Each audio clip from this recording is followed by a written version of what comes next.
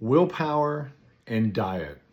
Hey, this is Dr. Randall. I'm a health and healing educator and author, and I do these Friday videos to go in depth on a particular topic. And today I really want to talk about willpower and diet. And let me tell you clearly and upfront, especially for you skeptics, that there is no such thing as willpower with ultra-processed foods, and I will explain that.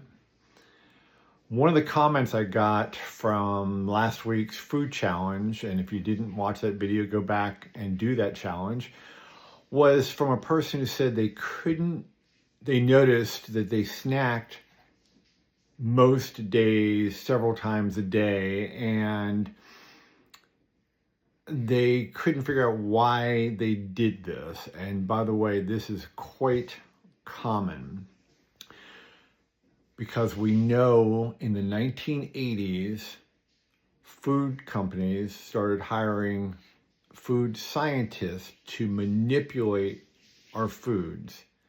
And the foods you see today may look like the foods of 40, 50 years ago, but they are completely different. What these scientists did was they were trying to perfect something called hyper-palatable foods. These are foods that are stripped of the good nutrients and fiber and replaced with unhealthy fats, sugars, and other ingredients, high carb content, to make these foods irresistible. Remember the punchline about you can't eat just one? That's hyperpalatable. You keep eating because they strip the fiber, you don't get the sense of being full, and so you reach for another carton, another bag, another whatever, and you keep eating. Hyperpalatability is why willpower will never work with ultra-processed foods. It's a stacked deck. And people under the age of 40 have eaten nothing but ultra-processed foods.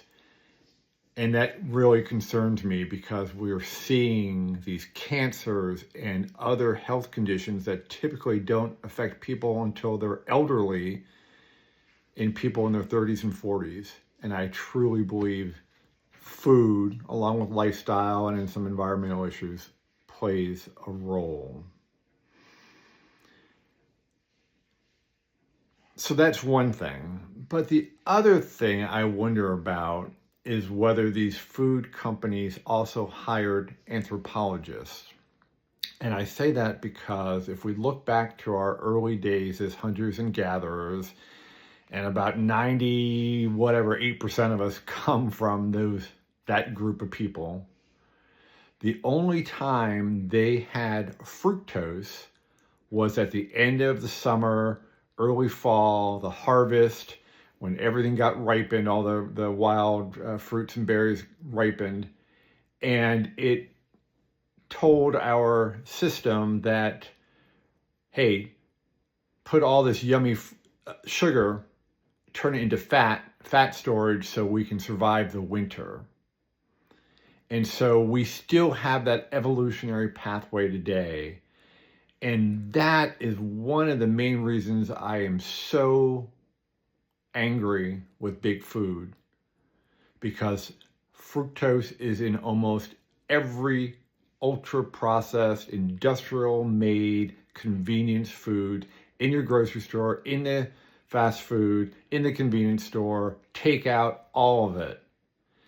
And the fructose, we eat so much of it because if we're eating the standard American diet, this ultra-processed diet, it's overwhelming our system saying, hey, better put this sugar right into fat storage. And that is why, or one of the many reasons why, sugar makes us fat. It's not the fat we eat, it is the sugar and simple carbs.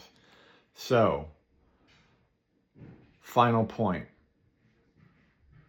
If willpower is not enough, and you are hooked on these foods and hooked on sugar, What are you now going to do with this knowledge? And the answer should be loud and clear.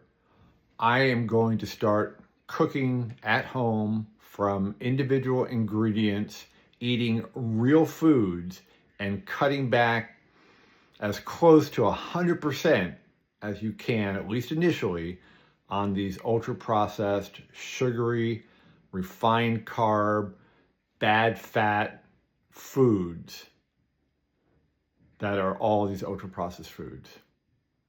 So don't rely on willpower, rely on your knowledge.